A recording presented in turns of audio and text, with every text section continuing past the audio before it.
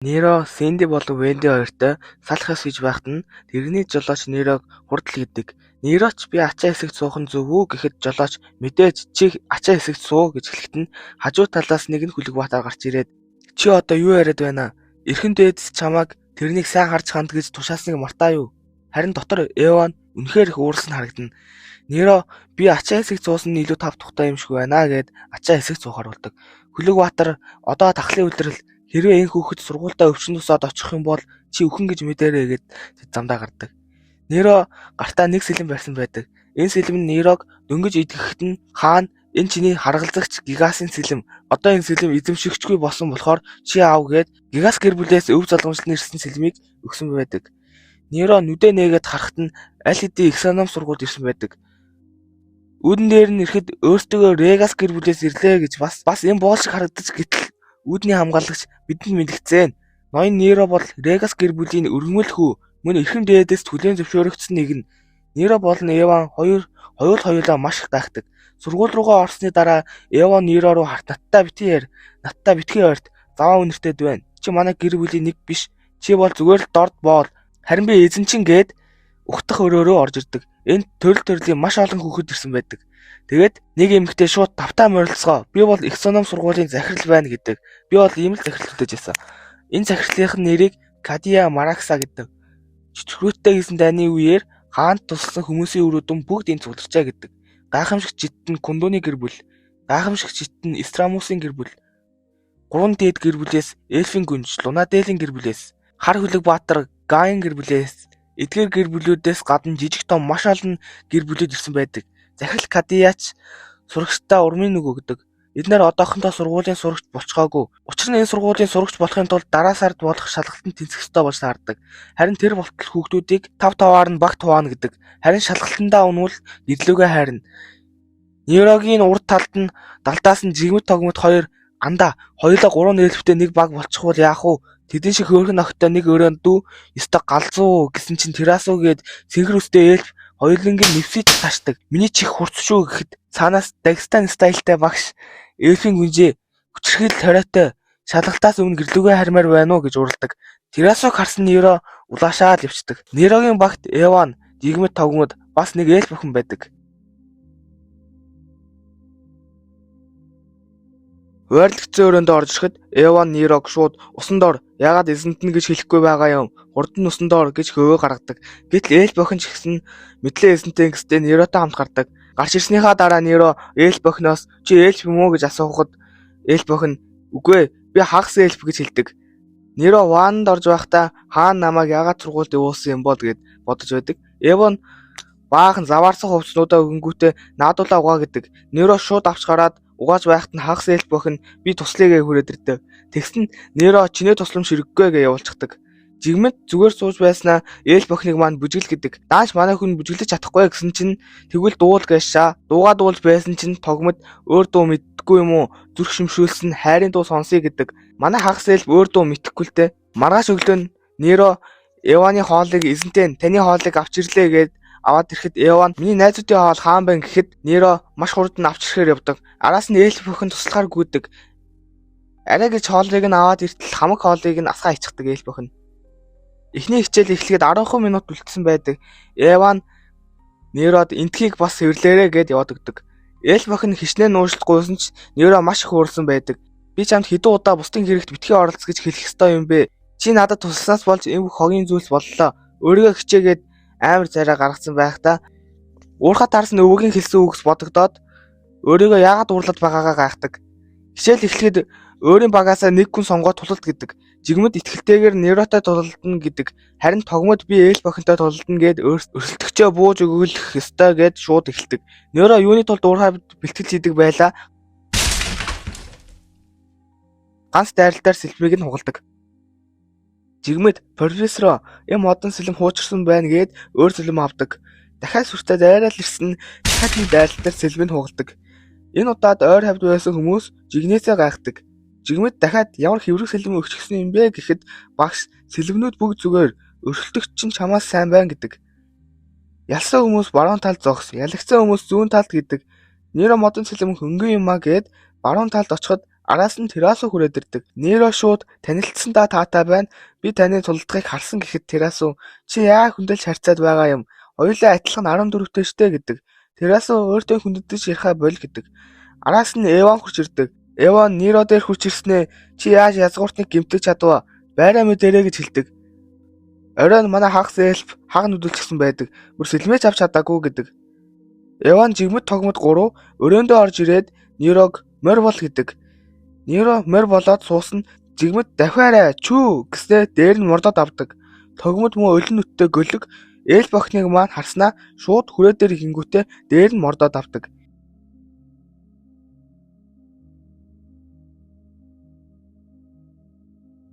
Нерогийн өвдөг шалбарсан ч Неро инээхэд л болно гэдэг. Шөнө дунд Неро Эваныг алах гэж байгаад дүү нараа бодоод болохоор шийддэг. Өнөр багш хичээл орж байдаг. Өнөр багш хэлэхдээ эльф язгуурт нь энгийн иргэд хүртэл бүгд манатай байдаг. Шид бол манааг удирдах материалын зүйл бий болгох хүч юм. Манай хэрэглэхийг шидэд тайрн болгосон зүйлийг шившлэг гэдэг. Шившлэгийн хэлийг бурханлаг шидтэн лүгээр зохиосно. Тэгээд түүгээр дамжуулж бид энэ хүчийг ашиглах боломжтой болсон гэдэг. Ерөнхийдөө лугаард байхгүй бол шид мана гэд юуш байхгүй гэсэн үг. Манагаа мэдрэхийн тулд гарын алгандаа ямар нэг зүйл эргэлдэж байна гэж төсөөлөөд сайн төвлөрөөд оюундаа хэлбэржүүлж ямар нэг юм үүсэж байгаа мэт санагдвал төвлөрөөд анакраша гэж орилвол гал гарч ирдэг. Гэхдээ заавал орилох албагүй л дээ.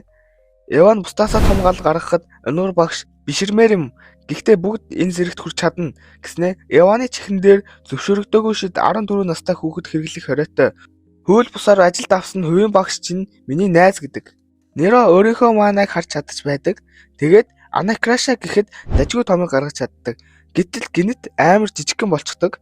Их санаам сургууль сурагчдаа ганц шид заадаг. Тэр шид нь галт сум гэдэг. Гэтэл хүүхдүүд энэ шидийг энгийн иргэн хүртэл мэднэ. Илүү дээр юм заагаач чон чалж чадахгүй шидээр яадаг юм гэхэд өнөр багш эргэж харснаа галт сумаар юу хийж болохыг харуулдаг. Бүх тансаг шид энгийн шидээс гаралтай. Манайхаа онсон сурагчид гэртээ айж болно. Манаага манайхаараа шидэж байна гэж төсөөлөхөд л болно гэд эхэлдэг. Тэгтэл тогмод санаатаа Нерогийн хөлийг онсноо уучлаарай анхаарлаа сулруулчихлаа гэд инээгээд байдаг. Нерогийн ээжийнх нь хийж өгсөн цайны ганц гутлыг шатаасанд Неро ихэд гуниглаж байгаа харагдана.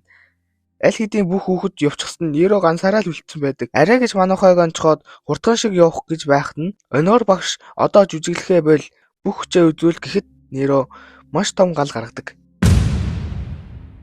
Өнөр багш яагаад хүчээ нуусан юм гэхэд учир нь би ялагдах ёстой. Бас ялагдах эрхгүй. Хэрвээ Пол язгууртандаа сэргөөцөлдөх юм бол энэ нь үхлээр дуусна. Чи язгууртаас айдаг юм уу гэхэд Неро толгоогоос ихсэрнэ. Тэгвэл чи язгууртныг үзэн яддаг юм уу гэхэд Неро шийдсэн царай гаргадаг. Өнөр багш энэ нүдийг харж байсан юм байна. Энэ нүд чинийх биш, чиний доторх зүйлийн нүд байна гэдэг. Өөрийн доторх зүйлээ өдөртөж сур гэдэг. Шалгалт болоход 3 хоногийн зай үлдсэн байдаг. Харин сурагчдаас сургуульд байх хугацаанд нь 7 шалгалт авна. Харин 3 хоногийн дараа авах шалгалт нь эхний шалгалт. Бэр тэнхээний шалгалт багаас 2 хүн хасагдана. Тэгээд зөвшөөрөгдсөн нэг шид болон нэг зэвсэг ашиглана гэдэг. Магасуутай тулдаж барайнд хүрэх ёстой. Энд өөхөгч боломжтой гэдэг. Өнөр багш өгсөн ч бид чамайг маш хурдан нэмжлэх болохоор айх хэрэггүй гэдэг. Маргааш өглөөнд болоход Нерогийн гутал өмнөхөөсөө амар болсон байдаг. Яасан бэ гэсэн чинь тогмод өглөө нь гүйлтэндээ өмсөд ийм болгосон гэдэг. Хагас эльф охин маань ногоон багшаас очоод шин гутал асуухад бүх 4 төвстэй агуулгын төлгүүртээ багш 1 сар ирэхгүй гэдэг. Аль хэдийн шалгалтын өдрийн өглөө болдог. Неро эльф охиноос чи босохгүй юм уу гэхэд эльф охин би тааруу байна. Чи төрүүлээд явж бай гэдэг. Неро ч хөл үсгэн гараад л явдаг. Бүгд өөр өөр замаар яваад нэг газар уулзна. Тэгээд шууд шалгалт эхэлдэг. Неро магасуудтай тулалдаж байх ойгоор хагас эльф охин маань шалгалтандаа амжаад хүрээд ирдэг. Неро гутлгүй болохоор тулалдахад хүндрэлтэй байдаг. Гэтэл ардаас нь эльф охин маань өөрийнхөө гутлаар Нерогийн гутлыг зассан. Тэгээд Нерод өгдөг. Нөгөө талд жигмэд тогмод хоёр үнэхээр алингаа алдаад явж байдаг. Тогмод нэг багшаас би 2 ясаа хугалцглаа гэхэд тэр багш санаа зовлтгүй шалгалт дуусны дараа эмчилчих нэ л гэдэг. Эван жигмэд тогмод 3 гүүрний хажууд ирсэн байхад нь Неро хажуугаар нь өнгөрөөд гүүрэн дээр зогсдог. Тогмод хаанс гутал авчуу гэд гайхдаг. Жигмэд бүр сүр юм яриад ороод ирсэн юу ч хийж чадлаггүй ундаг. Араас нь тогмод миний найзыг яаж гэмтэж чадваа гэд дайрс нь ганц давшилтаар сэлмийг нь хугадаг. Тогмод сэлэм рүүгээ буруу өгөөд шидэр дайрах гэж үтсэн Неро шивчлэхэж уншлахгүй дайрдаг. Сүүлд нь Эва Неро хоёр үлддэг. Тэгээд шууд нэг рүүгээ шидээр дайраад араас нь Неро орж ирэхэд Эван дээрээс нь шилжээд гараад ирдэг. Неро сэлмийн дайралтаас нь бултаж чаддаг ч шидийн дайралтаас нь бултаж амждаггүй. Эван дээр нь гарчаад чиний хөв тавилан Лугард гих номонд бичигдсэн байсан. Тэгээд дээрээс нь шидээр бөмбөгтөхөд Неро зүгээр байдаг. Тэгээд дээшээ өсөрч гарч ирээд сэлмийг өшгөлөөд байраа сольдог. Чи надаас өөр ном уншсан бололтой гингүүтээ Эваныг дээш нь татдаг. Нэг буланд хагас эльф маань үйлээд сууж байхад нь Неро хурч ирээд бидэнд цаг байна явцгаая гэдэг. Неро хагас эльф хоёр маань дээвэр дээр хэрэлдэж байдаг. Уул манай хагас эльфийг Нерия гэдэг. Нерия болохоор айлын ганц Афтагаа өссөн ээж нь бага байхад нас барчихсан. Тэдний эзэн сайн хүн байсан болохоор Нерогийн гэр бүл шиг зовлон үзээгүй. Нэг өдөр эзнийх нь ганц хүү усанд чихэд Нерияг нь аав өөрийн наймаар тэр хүүг аварсан. Дараа нь хүмүүс аавынхын хүсэл нь охиноо боол байха болиосоо гэж хүссэн байдаг. Эзний хүү хуучин хэмэндээ орох боломжгүй болсон болохоор түүний олон жилийн турш их санам сургуульд орохын тулд бэлтгэл талаар өнгөрсөн. Түүнээс болж Нериягийн эзэн гуниг хараасвалд автсан. Хэдэн жилийн дараа Нерияг дуудаад их санам сургуулийн урилгыг өгсөн. Шалгалтандаа тэнцсэн бүх хүүхдүүд 4 хувцас авдаг. Неро хувцас өмсөж гарч ирэхэд Нерия зохиж байна, гой харагдаж байна л гэдэг. Төв танхимд орж ирэхэд захирал та нар одоо Эксканом сургуулийн албан ёсны сурагчид боллоо.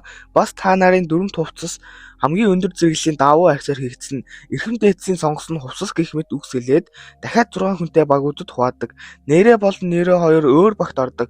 Харин Нерогийн багт Тарак, Терасу гэх мэтчлэн хүүхдүүд ордог. Нэг багш та нар октод хүүхдүүдээрээ өөр өрөөнд орно. Хэн багийн ахлагч болмоор байна гэхэд Терасу Тарак хоёр гараа өргөдөг.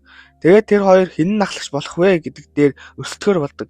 Жулууг хамгийн жижиг болгож чадсан нь ялагч болно гэд Тарак аавынхаа ажигладаг байсан сэлмээ авч ирээд сэлмээрээ ганц л хуваадаг. Харин Терасу хуваасан хоёр хэсгийг бутарт харвдаг.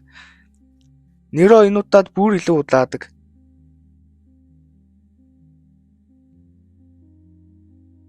Терасу багийн ахлагч болсон болохоор хэд хэдэн дүрм гаргадаг. Нэгт хаашаа ч явсан хамт явна. Хоёрт хөвгүүд октын өрөөрөө 10 см-аас дээш ойртохгүй. Гуравт энэ багт зэрэглэл гэж байхгүй гэдэг. Гэтэл хоёр охин гарч ирснээ бид боолтой ижил тэнцвэ харьцаж чадахгүй. Бидний хувьд гэмт хэрэг гэсэн үг. Тийм үстэй Тарак гэхэд Тарак надад хамаагүй. Би боолоотой байнга тоглодог байсан. Хэрвээ надаас илүү мундаг хүчтэй бол би хүндлэн. Харин надаас сул дорой бол би шоолно гэдэг. Олонхын шийдлэр шийдэгдлээ. Үгүй боолын үгийг сонсоогүй байна. Неро хэрвээ надаас хүчтэй бол би чамд хүндэтгэл үзүүлнэ. Гэхдээ баталж чадвал гэдэг. Нерогийн баг коридорт Эваны багтаа таардаг. Тэдний багийн ахлагч нь ногоон нүстэй эльф гүнж Ариун. Тэгээд Терасутай хэдэн үг хаялцаад л авдаг. Яагаад вэ гэсэн хааны судлаас болсон байдаг. Нойрын 3 гүнжүүдийн нэг нь л хатан болох боломжтой. Терасугийн гэр бүл 7 үеийн турш хатан болж чадаагүй. Энэ янзаараа байвал тэд хааны угсааных байхаа болно гэдэг. Анхны удаагийн хичээл 2 багт хуваагдаад нэгнийхээ хөлийг нийлүүлж уяад тэнд байгаа хад руу явах ёстой. Нерогийн багт орсон эльф залуу эхний алхам дээрээ унцдаг. Таракийн баг төрүүлээд явхад Терасу их уралдаг. Таракийн багийг харахад нөгөө хоёр охин зүгээр тэврүүлцэн явж байдаг. Тэгсэн эльф залуу байн унаад байдаг. Неро царай руу харсан инээцэн л байдаг. Нерогийн толгойн би ч бас тэгнэ. Неро болон эльф залуу хоёр ээлжлээл унаад байж ялагддаг. Тэгээд тэд өрөөндөө орж ирээд байж байхад нь Тарак халуун байна шүү гэсээ цамцаа тайлдаг. Терасу шууд өрөөрөн хөөдөг. Тарак өрөөндөө орж ирснээ ахын дүүсээ цаг нь нэрлээ гээд цонхон дээр гарцаа охтыг дөнгөж хартал Терасу түлхэж унгааснаа дахиж ингэл нүдийг чинь ухан шүү гэж зүрдүүлдэг. Харин хөвгүүд юу харснаа ярилцдаг. Дараагийн хичээлээр багаар шидийн дадлага хийн гэдэг. Үүний тулд сүнсний ой руу явна. Энэ жижиг бөмбөгийг Висп гэдэг. Энэ их чухал биднийг замшлна гэдэг. Терасу Виспийг хараад инээж байхад багш байж бай. Чи ингэж болохгүй. Сүнсүүд эльфтэй их нөхөрсөг учраас тэд хоорондоо холбоо тогтоож болдог. Чи тэр хүчээ энэ даалгавар дээр ашиглаж болохгүй. Ямар ч онцгой хүч байх ёсгүй. Та нар үнэн шударгаар ялах ёстой. Энэ Виспээс гадна 4 агуу сүнс энэ ойд байдаг. Энэ дөрөв танихгүй хэнч байсан дургүй байдаг. Тэд аавраагаа ялгаруулж анхааруулна. Энэ анхааруулга өхүүлэгч аюултай. Багаар ажиллах нь их чухал гэдэг. Тэгээд тэмдэглэсэн газарт очсон нь ялна гэд эхлүүлдэг.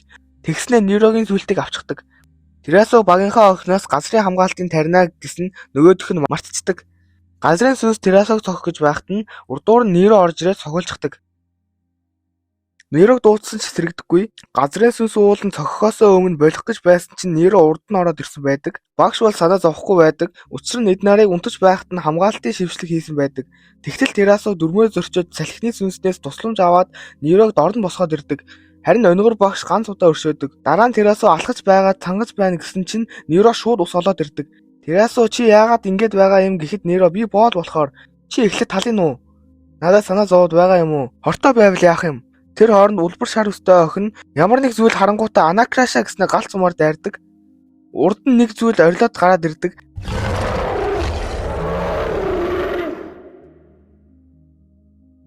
Өнөгөр багш шилжиж гарч ирээд бүгд бөхий гэдэг. Терасо тэрнтэй хүндэтгэлтэй яар гэдэг. Агуул дуу ой хамгаалагчдын хатан минь таны сулгыг гэмтээсэндээ бид гүнээ харамсаж байна гэхэд ой хамгаалагч та нар гэмтэх гээгүй. Та нар алах гэж байсан биз дээ. Хэн миний хүүхэд рүү дайрсан? Тэр хүнийг бид идэж ой нуурыг тайвшруулах болно гэдэг.